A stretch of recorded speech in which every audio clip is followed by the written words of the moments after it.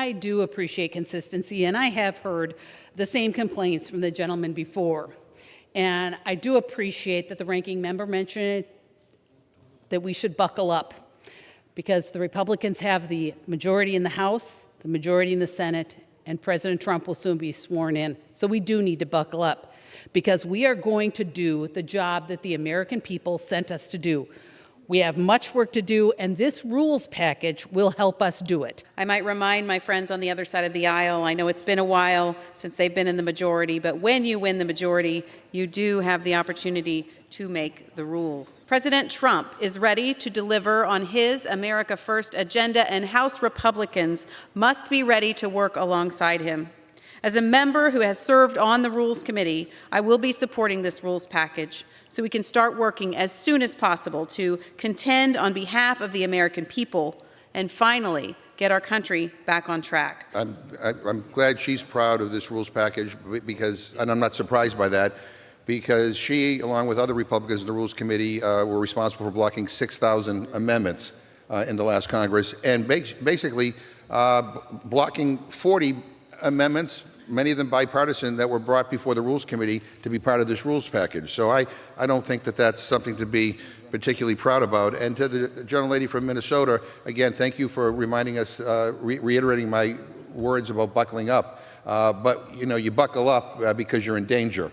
And we are in danger as we look toward some of the items that my Republican friends want to bring to the floor. This November, the American people called for a government that works, a Congress that functions, and leadership that delivers results. To achieve this, we must raise the threshold for the motion to vacate from 1 to 9 members, ensuring stability and preventing a small faction from disrupting progress while maintaining accountability and the ability to govern effectively.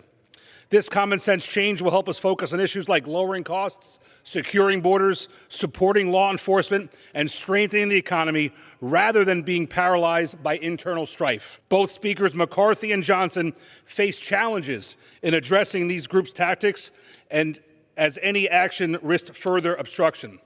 The one-member threshold for the motion to vacate allowed this faction to repeatedly derail our efforts, distracting us from our mandate to govern effectively.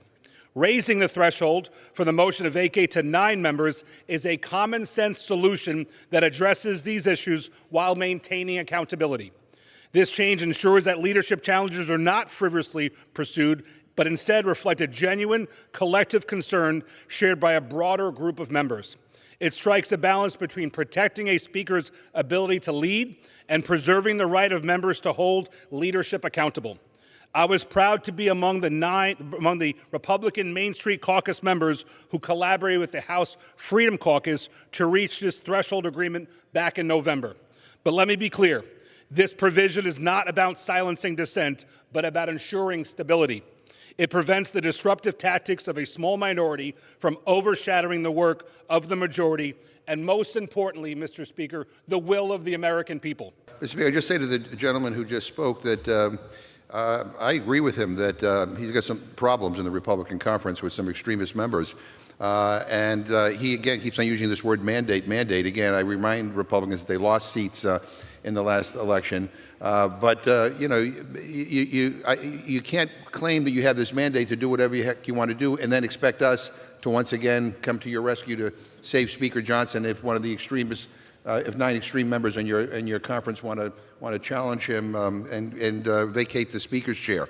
So in any event, I just find it kind of mind-boggling that, again, my Republicans are living in this fantasy world where they think somehow they have this huge majority here. Look at the difficulty we witnessed today with electing a Speaker of the House. You guys are in charge. You have a mandate, and so put on your mandate pants and do the stuff that you say you want to do, or work with us in a bipartisan way to actually deliver for the American people.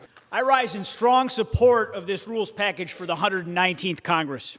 As my colleagues have said before, the American people sent us a mandate in November to deliver on President Trump's America First agenda, focused on reining in the federal government, securing our borders, protecting the freedom of individuals, and ending once and for all the woke policies of the left that are holding our country back. This package before us will empower House Republicans to build off the important work begun last Congress and sets the stage for achieving serious wins for the American people. It paves the way for a Congress that can operate more efficiently and more transparently, and extends the power of the Judiciary Committee to continue the House's important work of investigating any potential corruption or crimes or misconduct that was perpetrated under the Biden and Harris administration. Finally, the rules package provides for immediate consideration of 12 measures that are focused on the issues the American people sent us here to solve: securing our borders, unleashing our domestic energy production, protecting communities from the flood of lethal fentanyl in our country, and standing up for life and liberty for all Americans.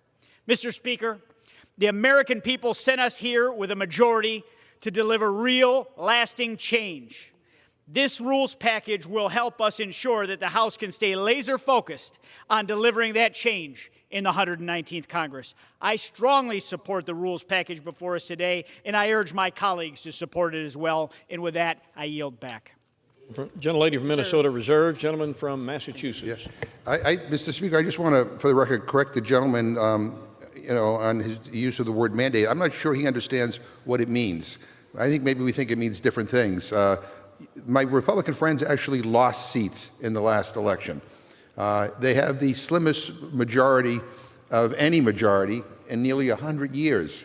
And we've already seen the chaos and the disarray within the Republican conference when this rules package that we're debating today was delayed in coming to the floor because you had to satisfy your extremist members by making 2 rules changes.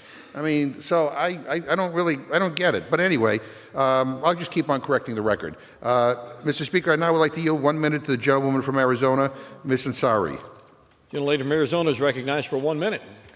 Mr. Speaker, I rise today in defense of immigrant communities such as the one I come from and now proudly represent in Arizona's 3rd Congressional District. Like so many others in our district, I'm a proud daughter of immigrant parents who came to the United States for a better life. Immigrants are an integral part of our community, and their contributions to our culture, our economy, and spirit are irreplaceable. In my district, over 64 languages are spoken. It is Congress's responsibility to ensure that every person in this country has a chance at the American dream. But the extreme immigration bills attached to this rules package are just the latest of an onslaught of attack on our immigrant communities from extreme Republicans. Particularly, the provision to cut federal funding from jurisdictions that provide critical services, which would impact everything from roadway safety to public safety, is another desperate attempt to further target and punish our most vulnerable. We can have secure borders without scapegoating immigrant communities and promoting xenophobia. Nothing in this package works to bring down the cost of living, protect American workers, or tackle inflation and healthcare costs. Do not be fooled by these distractions.